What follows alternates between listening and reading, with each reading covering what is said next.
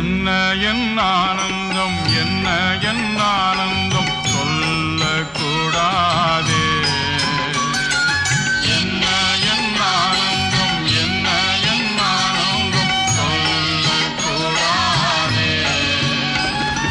மன்னன் கிறிஸ்து என் பாவத்தை எல்லாம் மன்னித்து விட்டாரே.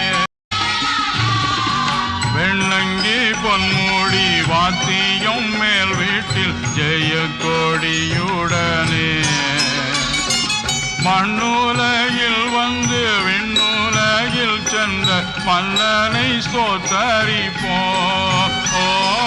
மண்ணுலகில் வந்து விண்ணுலகில் சென்ற மன்னனை ஸ்தோத்தரிப்போம். என்ன என் ஆனந்தம், என்ன